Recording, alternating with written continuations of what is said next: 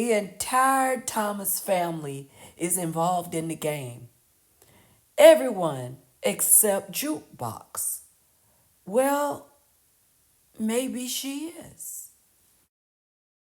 Jukebox knows all of the family's business and has gone out of her way to keep her hands clean. Well, except that one time. There was that time when Detective Howard pulled up on Kanan and he passed a cap to Jukebox with the dope that killed her girlfriend Nicole. Then there's that time when Juke was stopped by Burke and Garcia as she was on her way to the bodega with clothes and money for Kanan after he supposedly killed Detective Howard. After the fight between Jukebox and Marvin, where he almost choked her out, it was Jukebox who met up with Detective Burke and steered her and the Southside PD in Unique's direction for putting Howard down. Once again, Jukebox was helping to defend her Aunt Rock and the rest of her family. The point is that Jukebox has always been tied to her family's drama, whether she wanted to or not. Now, we first came to know Jukebox as an award-winning police officer who saved her cousin from a burning situation. Then we came to know Jukebox as a crooked cop and a not-so-loving cousin who was actually killed by him. Ironically, when Kanan killed Jukebox, he made the comment that she always talked too much. Hello, Power Veterans. It's Lady Vet here with another Raising Kanan video. This one is about Jukebox and whether she talked too much or not. Or did Jukebox talk just enough to get what she wanted? And that was to have the power to be illegal and legal at the same time.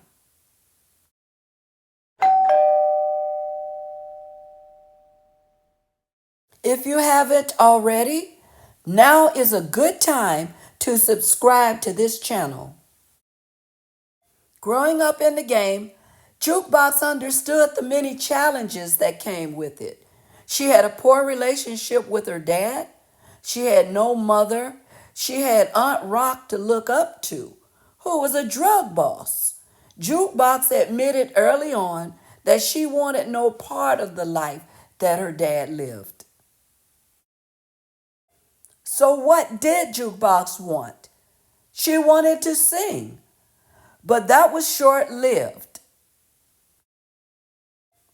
Just as the life of her first love, Nicole, and her cop connection, Detective Burke. With no music career to look forward to, Jukebox escaped to the army. But she's home now. And what did she come home to? Another death, another cop. But this time, it hit close to home. It's Kanan's dad. Normally, this wouldn't mean anything to Jukebox, except she and Kanan are close, like siblings, and Detective Howard was a partner to Detective Burke. We know that Detective Burke died because she knew about Howard's secret son, Kanan. But did she tell anyone? And if so, whom? We also know that when a cop is killed, all eyes are on the situation. We also know that he wasn't just any random cop. He was Southside Community Cop, a highly decorated detective. And as crooked as he may be, he hadn't been charged with anything prior to his death. And no doubt, there will be a lot of questions asked. an investigation ongoing concerning the death of Detective Howard. So, who will be answering the questions? Well, a lot depends on who was there. In this case, Jukebox's entire family was there, except Uncle Lulu, because he was in rehab. Unfortunately for Rock, Howard was her eyes and ears in the precinct. Now what? Well, thanks to Gerald, Marvin's pictures are already in the police files. Rock and her attorney were recently at the precinct trying to clear her name, and so among the living, that leaves Kanan, the prince. And in the words of Detective Howard, when you want to get to the queen, sometimes you got to go through the prince. And so as Kanan moves from a pup to a wolf, all eyes will be on him. And also, as she gets older, I can see Jukebox paving her own path as well. Could this possibly be an opportunity for Jukebox to kill two birds with one stone? First, carving her own path into the police force, then helping Aunt Rock by being her eyes and ears.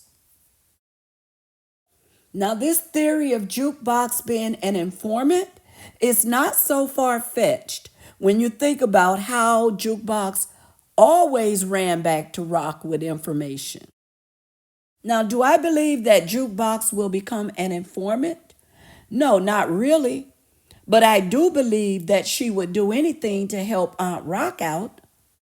Now, would Rock encourage this? Of course she would.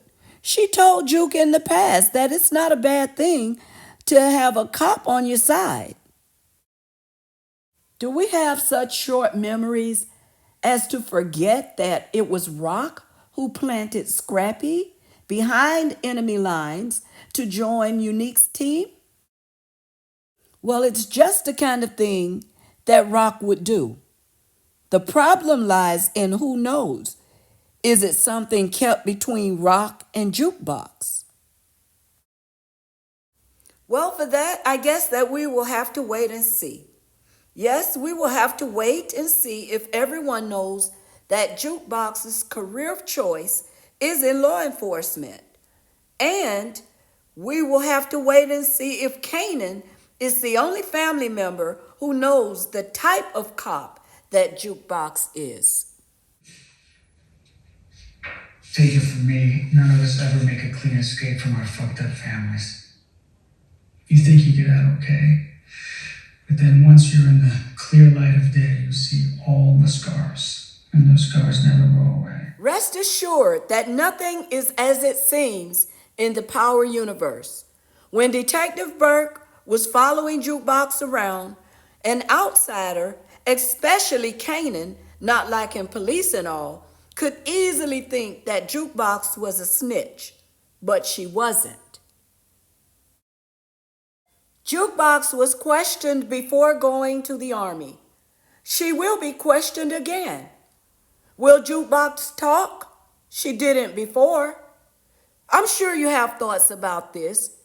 Share them with the rest of us in the comments. Until the next time, guys.